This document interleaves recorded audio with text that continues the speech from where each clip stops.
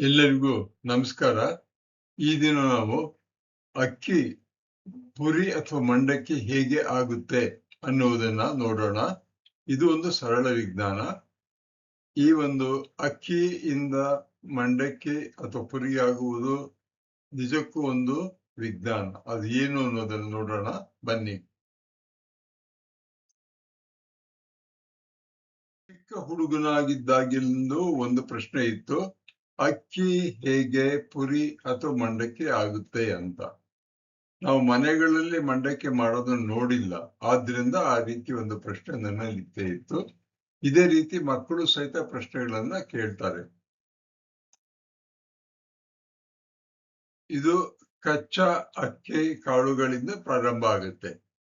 ಅಕ್ಕಿಯನ್ನ ಚೆನ್ನಾಗಿ ತೊಳಿತಾರೆ, ತೊಳೆದು ಬಿಟ್ಟು ಅದನ್ನ ಬಿಸಿಲಿನಲ್ಲಿ ಒಣಗಿಸ್ತಾರೆ. ಕಾರಣ ಅಕ್ಕಿ ಕಾಳುಗಳಲ್ಲಿ ಸ್ವಲ್ಪ ತೇವಾಂಶ ಇರುತ್ತೆ. ಅಂದ್ರೆ ನಾವು ಪ್ರತಿನಿತ್ಯ ಉಪಯೋಗಿಸ್ತೀವಲ್ಲ ಅಕ್ಕಿ, ಆ ಅಕ್ಕಿ ಕಾಳುಗಳಲ್ಲಿ ಸ್ವಲ್ಪ ತೇವಾಂಶ ಇರುತ್ತೆ, ನಮ್ಮ ಕಣ್ಣಿಗೆ ಕಾಣಿಸೋಲ್ಲ.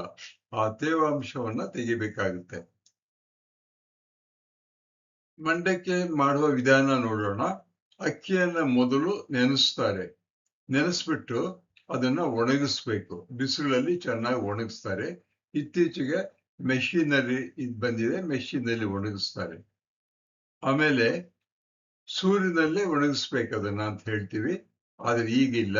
ಈಗ ಮೆಷಿನ್ಗಳಲ್ಲಿ ಅದನ್ನು ಚೆನ್ನಾಗಿ ಒಣಗಿಸ್ತಾರೆ. ಉದಾಹರಣೆಗೆ ಬಟ್ಟೆಯನ್ನ ತೊಳೆದು ಬಿಟ್ಟು ಒಣಗಿಸುವ ಹಾಗೆ ಅಕ್ಕಿಯನ್ನು ಚೆನ್ನಾಗಿ ತೊಳೆದು ಅದನ್ನ ಒಣಗಿಸ್ಬೇಕು.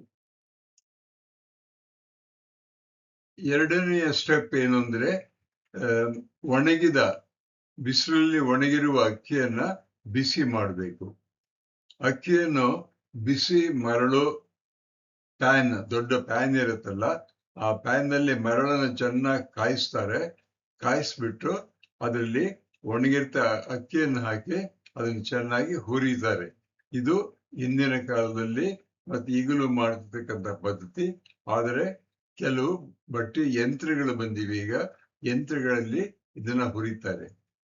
ಅಕ್ಕಿ ಒಳಗಿರುವ ನೀರು ಆವಿಯಾಗಿ ಸ್ಟೀಮ್ ಆಗಿ ಹೊರಗಡೆ ಹೋಗುತ್ತದೆ. ಅದು ಒಂದು ಅತ್ಯಂತ ಅದ್ಭುತವಾಗಿರ್ತಕ್ಕಂಥ ಒಂದು ಕ್ರಿಯೆ. ಅಕ್ಕಿ ಹುರಿಯುವ ಅಂಗಡಿಗಳಿಗೆ ಭಟ್ಟಿಗಳು ಅಂತ ಕರೀತಾರೆ.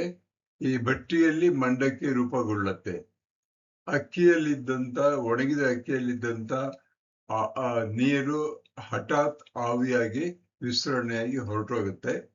ಆಗ ಅಕ್ಕಿ ಕಾಳುಗಳು ಉಬ್ಬಿಕೊಳ್ಳುತ್ತೆ, ಪಫ್ ಅಂತ ಉಬ್ಬಿಕೊಳ್ಳುತ್ತೆ, ದೊಡ್ಡದಾಗುತ್ತೆ. ಅದೇನೆ ಆಗ ಅಕ್ಕಿ ಹಗುರವಾಗಿರುತ್ತೆ ಮತ್ತು ಅದು ಬಿಳಿ ಮಂಡಕ್ಕಿ ಅಥವಾ ಪುರಿ ಆಗಿ ಕನ್ವರ್ಟ್ ಆಗುತ್ತೆ.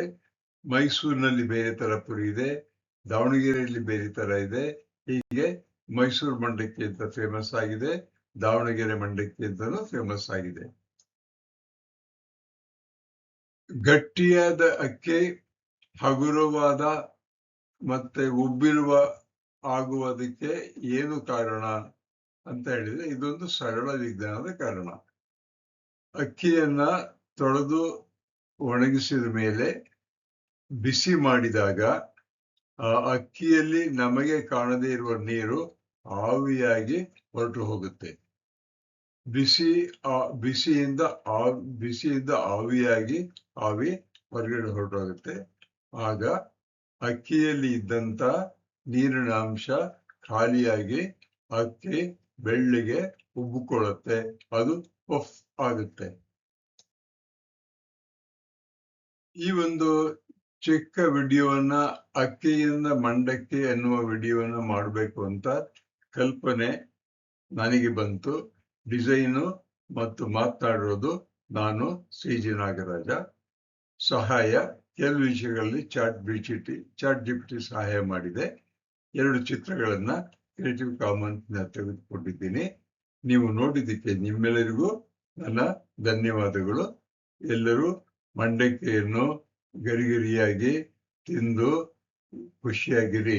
ಚಾಟ್ ಮಸಾಲೆಯಲ್ಲೂ ಮಂಡಕ್ಕಿ ಇರುತ್ತೆ.